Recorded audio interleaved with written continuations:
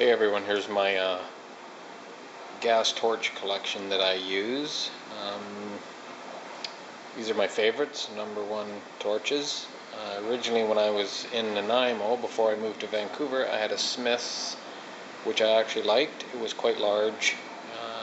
When I left Nanaimo, I sold it. When I got to Vancouver, I picked up this here Victor J100. High quality one. It's just before they started downgrading all their stuff to cheap and disposable. I've got bazillions of hours of gas welding out of this one. Absolutely love it. But it is a little bigger than some of the other ones I've since picked up, which I like even better. I still use that one the odd time, but I don't have it hooked up to my manifold right now. I recently picked this up for a song at a garage sale in a box of junk, Smith's Airline. Beautiful little torch, nice handy valves. I haven't used it a ton. I've got the Superflex hoses on it from tinmantech.com. Those things are a godsend. Anyway, I like the flame. It's got a little bit of a fatter flame, which I like for certain applications. So sometimes I'll use that.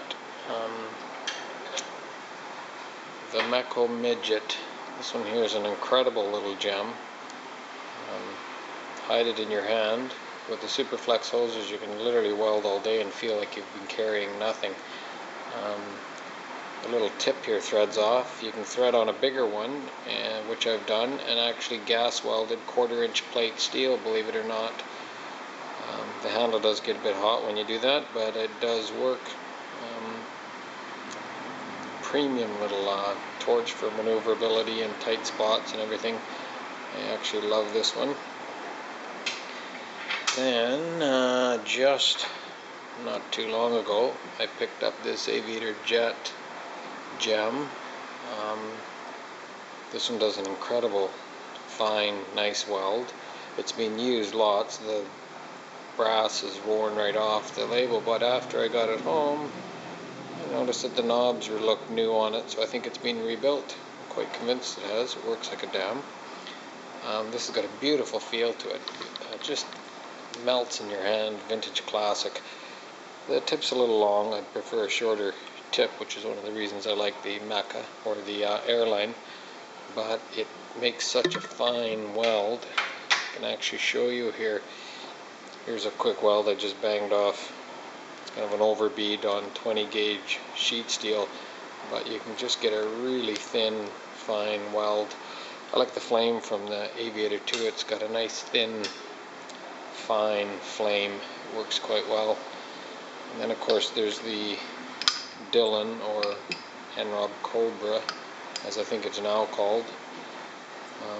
Lots of people talking about this one. I've known about it for years. I finally bought one, and to my amazement, saved so much fuel I could have paid for this damn thing in the first few months. A really hot flame, works good for welding stainless. I've done quite a bit of stainless welding with it, and works on aluminum. I've never welded aluminum in my life until I got this, and did a nice bead on aluminum. It is a bit awkward, it's a bit heavier, but it heats up fast. It's slightly hotter flame, so when I'm doing a lot of straight gas welding, I end up opting for it, even though it is a little heavier. Different tips for it. You can get a cutting tip for it, attachment thing I have for it, but it does a beautiful cut in a straight line only. You can't cut sideways or cut circles or anything very easily with it. Thus not worth using. But I love the Cobra, the Henrob Cobra. I've actually got a vintage Dillon one here too that I'm going to be setting up also with a different tip. And of course I got the little Smith's jeweler's torch. I've actually used this thing mostly only for a bit of soldering here and there, and I don't have it hooked up right now. I need to add a couple more slots to my manifold, which I'll show you a little bit later. With the Aviator Jet, it was $75. I got this set of Harris gauges, regulators, and they got the bevel glass, and because of the new Teflon tape in there, I got a hunch that these may have been rebuilt. The guy that I got these off of, I guess his friend was into rebuilding this equipment, so I have yet to hook those up and replace my newer ones. I prefer everything in my studio to be vintage. Those are my main gas welding torches. Everybody will argue which one's better back and forth. I like a variety because each one has properties that the other one doesn't have, which is why I prefer having a variety of them. I'll show you my manifold next, how I've got these all hooked up so I don't have to hook them up to use them. Here's my Mackie Mouse setup that I have rigged up to run all my torches at the same time. This is my hose to the bottles, comes into the fuel saver, which, as you know, they have a little flame on there, so it's easy to light. Lever lifts up and down to shut the gas off and on. I hang the torch on the hook thing, and when you want to use it again, just pick it up and hold the tip by the lighter. It automatically lights it.